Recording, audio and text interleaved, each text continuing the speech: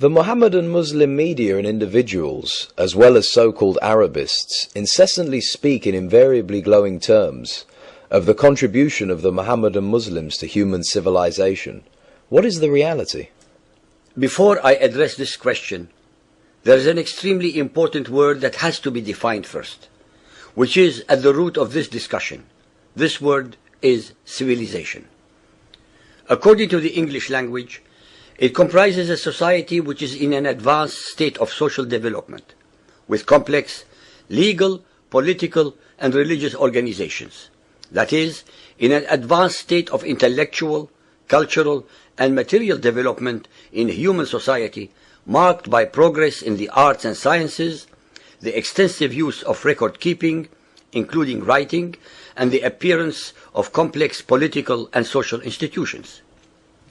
Like everything else about Muhammadan Islam, facts and reality are contrary to all their exaggerated and invariably false and wishful thinking declarations.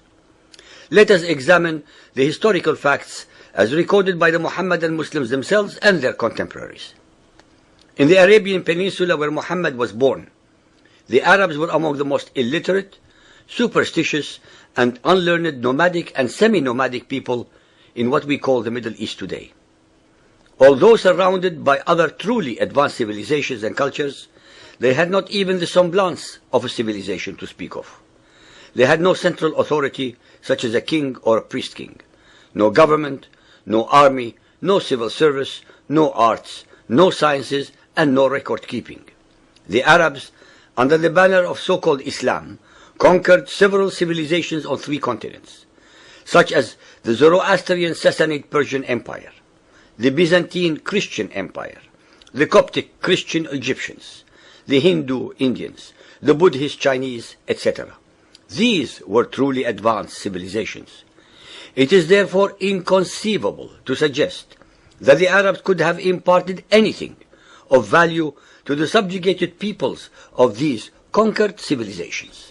In Arabic, the subject people who converted to Muhammadan Islam are called mawali, meaning clients, followers, or supporters. This is an extremely relevant and important word because it is from among the conquered peoples of these civilizations that the Arab imperialists were able to build their mosques, their palaces, run their trade and economies, collect taxes, and take census. It was from among the Mawali and the Jews and Christians of the conquered territories that Greek, Roman, and Hebrew literature, philosophies, and sciences were translated to Arabic. From 701 to 1424, a period about 700 years, a maximum of 80 scientists and scholars under the sword of Muhammadan Islam, mostly from among the Mawali, contributed a wealth of advancement in many branches of knowledge. It is vitally important for the listeners to realize that these scholars based their knowledge on foundations first set by others centuries before them: Egyptian, Hebrew, Persian, Greek, Roman, Byzantine, Indian, etc., whose knowledge and writings were translated into Arabic by men from the conquered peoples by converts to Muhammadan Islam, Mawali, as well as by Jews, Christians, and others. The so-called Islamic science and or Islamic civilization had absolutely nothing whatsoever to do with Muhammadan Islam.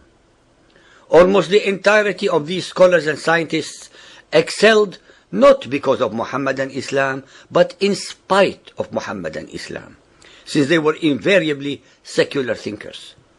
No knowledge whatsoever in the sciences, arts, engineering, architecture, philosophy, etc., etc., can possibly sprout under fundamentalist Muhammadan Islam, because the only knowledge that fundamentalist Muhammadan Islam can recognize as valid and worthy is knowledge of the Quran, which they call ilm.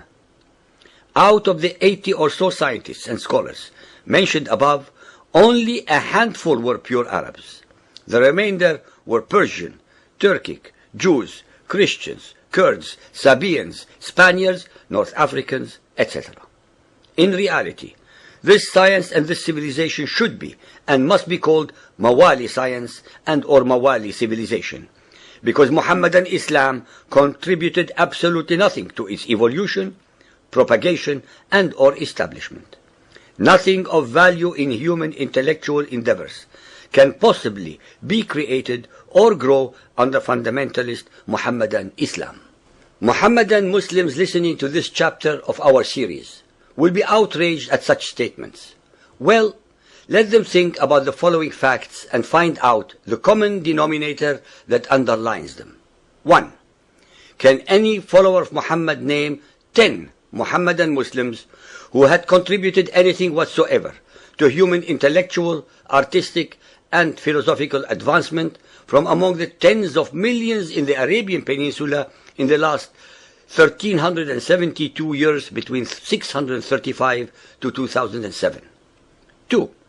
Can any follower of Muhammad name 10 Muhammadan Muslims who have contributed anything whatsoever to the advancement of human knowledge in the sciences, arts, philosophy, theological discourses, etc., from among the hundreds of millions of Muhammadan Muslims in the world during the 500 years from 1450 to 1950 AD? The only reason that they cannot find these scientists or scholars is because fundamentalist Muhammadan Islam cannot survive under the bright light of knowledge, freedom of thought, freedom of expression, freedom of religious belief, and or freedom of intellectual dialogue and debate, because the best and most perfect system of fundamentalist Muhammadan Islam is that of the Taliban in Afghanistan, a state of mind-boggling ignorance, religious intolerance, hate, terror, and utter stupidity. Fundamentalist Muhammadan Islam can only survive in darkness, and as we know, very little, if anything, can bloom and prosper in the dark without sunshine. That is why very little knowledge, if any, emanates from over 50 Muhammadan Muslim states in the world today. The above statements and facts are available for all to read, and no amount of Muhammadan Muslim anger, diatribes, hate-mongering threats, and terror can change an iota of them.